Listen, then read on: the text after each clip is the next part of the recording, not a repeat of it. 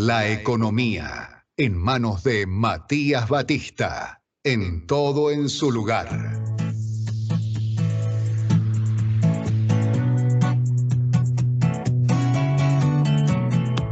Hay una frase que repite mucho el presidente y el gobierno y es: la inflación está bajando. Bueno, ¿qué dicen los números de la economía? Lo vamos a charlar con Mati Batista. ¿Cómo andas, Mati? ¿Qué tal, Juani? Equipo, ¿cómo les va? Muy buena mañana para ustedes, para toda la audiencia. ¿Todo en orden? Todo en orden, todo en orden. Hemos Bueno, disfrutado unas lindas vacaciones. eso es lo importante. ¿Descansaste? Sí, sí, hasta tal punto que no me conecté al teléfono, digamos. Tenía bloqueadas todas las redes y me conectaba solo de 9 a 10 de la mañana y miraba solamente algún mensaje. Es más, le tengo que contestar un mensaje a Luciano. Mirá lo que te digo. Bueno, avisale que volviste. Te va a estar escuchando hoy y te va a decir: ahí no me contestaste el mensaje. Bueno, Por eso no le contesté. Bien. bueno, nos metemos en algunos números. Exactamente. ¿Por qué? Porque el día viernes se conoció el índice de salarios de diciembre, el coeficiente de variación salarial, ¿no? Se divide en tres ramas. Está el sector privado registrado, que creció un 11% y está viajando a una velocidad del 165% en los últimos 12 meses, en lo que es la recomposición salarial. El sector público, que creció 5,5%, con una inflación de 25%, y está viajando a una velocidad del 148 la recomposición salarial en los últimos 12 meses, y el sector privado no registrado, que es un 33% de lo que es la población de trabajadores, que es el trabajador que está en la informalidad, y que creció un 115% en términos interanuales. ¿Por qué hago esta salvedad y esta información la traigo? Porque la inflación está viajando a una velocidad muchísimo mayor, que es del 211%. Fíjense la distancia que hay entre la inflación de los últimos 12 meses y los salarios. Y si uno se detiene, yo tuve que hacer un trabajo puntual con el tema de los alimentos en el IPEC provincial y con los salarios, que los salarios tenemos el coeficiente de variación salarial, que es el que acabo de mencionar, y me está dando que si tomamos los datos que ya se prevén para enero del 20% de inflación y tomamos los datos de recomposición probables para enero, que estuvieron en el orden del 10%, lo que crecieron los alimentos en los últimos 12 meses es 295% y los salarios 172%.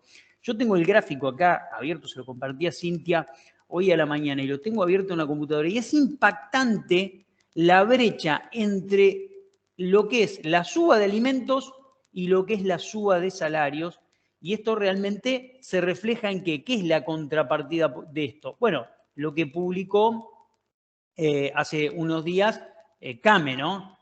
CAME publicó el índice de ventas minoristas que cayó, habíamos dicho, en diciembre 13,7, pero en enero 28,5. Un disparate, un disparate. Bueno, estos son los impactos que genera el proceso de devaluación y de inflación muy acelerado y la falta de recomposición salarial que hay en sectores que tienen, y esto lo digo entre comillas, la potestad y la capacidad de discutir de manera colegiada las recomposiciones salariales. ¿Por qué digo esto? Porque del otro lado están los jubilados que no tienen esa capacidad y esa condición, y el impacto que están sufriendo realmente es muy, muy fuerte. Imagínense si el sector privado registrado está sufriendo un impacto así, imagínense los jubilados y pensionados, ¿no? Hoy estaba haciendo la cuenta a ver, la pregunta es: ¿qué va a pasar con los jubilados?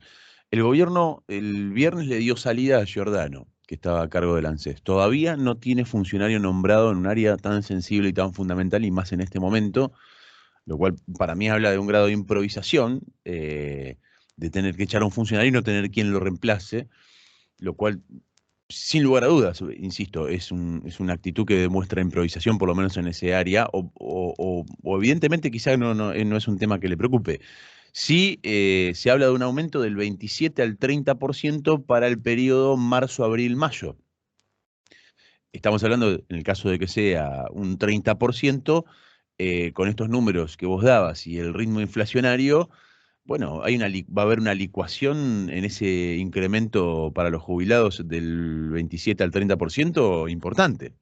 Sí, y más también, ¿por qué? Porque vos tenés diciembre, enero y febrero, en donde los jubilados están con una jubilación y con un aumento, porque tienen jubilación mínima más bono, que se pensó en noviembre.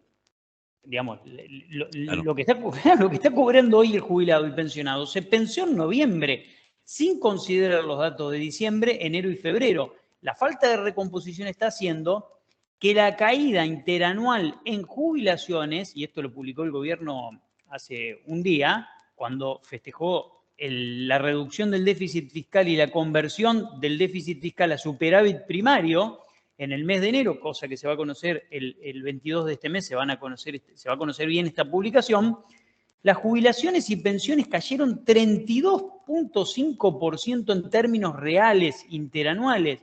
Yo creo que no hay nada para festejar en un superávit fiscal que se obtiene de la mano de un ajuste a un sector tan vulnerable como son los jubilados y pensionados. Y lo que vos estás diciendo, Juani, recomposición salarial para adelante, pero que, a ver, en diciembre, enero y febrero no hay recomposición. No, lo que pasa es que hay bono, pero ese bono fue pensado para otro contexto económico. Lo que el gobierno debería hacer es ajustar, y acá está la gran discusión, ¿no? Es la gran discusión que seguramente se viene, que es qué va a pasar con los jubilados y si el ajuste se va a hacer a partir de marzo, abril y mayo, o si va a ser retroactivo a enero. ¿No? Entonces, en esa obsesión de lograr el superávit fiscal, esa obsesión termina yendo contra los intereses de una enorme masa de jubilados y pensionados que la verdad que están en una situación muy, pero muy delicada, y me parece que esto hay que corregirlo de manera urgente, ¿no? También cayó gastos en personal 18%, asignaciones familiares 17,7%, gastos de capital 75,6%, programas sociales 59,6%, y transferencias a universidades 16,5%, más transferencias corrientes a las provincias que cayeron 53,3%. Todo esto permitió lograr un superávit. Ahora, ¿esto es sostenible? Es la pregunta. ¿En el tiempo? El gobierno o sea, no es que no ve estos números, pero evidentemente esto también se relaciona con lo que hemos charlado en algún momento, que dentro del plan económico de Milei, la licuación por inflación es una herramienta. O sea, termina siendo una herramienta. No, totalmente. Es una decisión de política económica que el proceso de inflación, el shock inflacionario, licúe todo el gasto y que los recursos que vienen cayendo de manera muy marcada y muy decidida, salvo los exportables, si vos mirás todos los recursos que provienen de exportación, están aumentando, y los que provienen de importación también están aumentando, vía devaluación nada más, y también está aumentando el impuesto país.